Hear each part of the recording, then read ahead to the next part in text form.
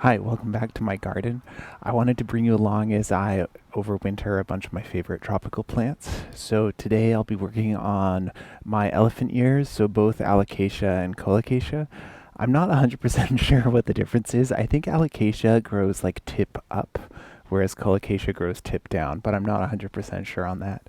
The Colocasia that we got, I bought as tubers. I think it was like a multi-pack from Costco actually, and the I don't. They're not really bulbs. They look kind of like sweet potatoes or something. They were dormant when we got them, and then I put them in a big plastic container filled with moist pumice, and then basically just like left them in there near a radiator for about a month. And then once they started to like sprout things that looked either like roots or like the beginning of a stalk, then I basically planted them into pots with soil and then put them in the greenhouse. Once they had like a true leaf on them, then I planted them out in a bunch of different places.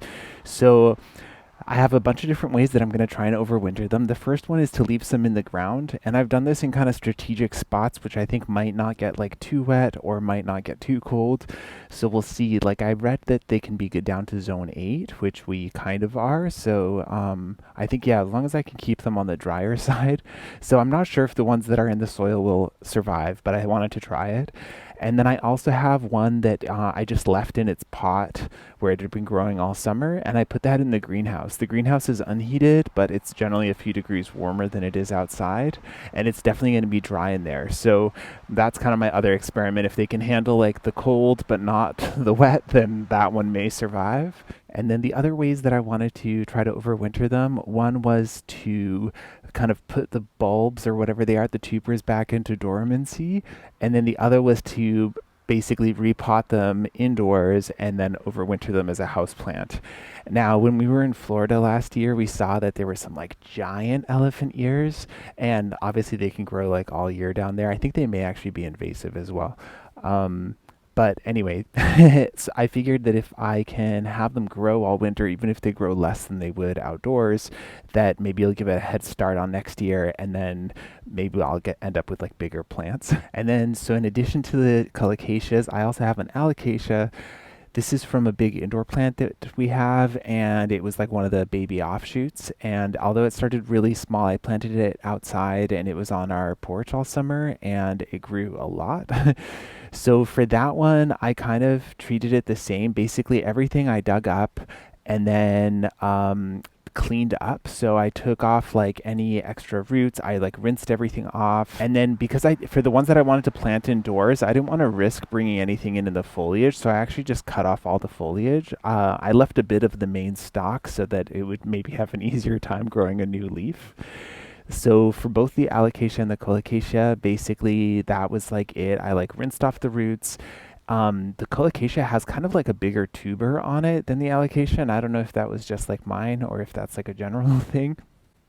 But I took the ones that I thought were like the nicest or like the biggest, and I planted them in pots. And then those ones I'm going to bring indoors. And then for the other ones, I was a little bit torn. There was one that was like a little bit mushy, so I ended up cutting off like any of the mushy parts. And then I was like, I feel like this one would be better off to dry for a few days. So I didn't want to put it straight in the soil in case it got kind of mushy again. But then I don't think it's like the best candidate to overwinter because it wasn't doing great. So anyway, we'll find out. And there was also a baby one that I put in to overwinter as well. Those ones are just in the garage. It doesn't go below about 7 degrees or 45 Fahrenheit. So they should be fine, and I'll just keep an eye on them. If they start to look kind of sad or moldy or something, I can change it up. But I overwintered dahlias there last year basically the same way, and they were fine. So that's the elephant ears. And then for the red banana, it was kind of a different experience. I've had this one for a couple years and I overwintered it as a house plant last year and the year before, and that was great. It didn't grow very much and I didn't give it a lot of like nutrients in the soil. It was kind of a pumicey mix because I wanted to basically just keep it alive. Not necessarily for it to grow a ton because I didn't have too much space or light or, I guess like humidity.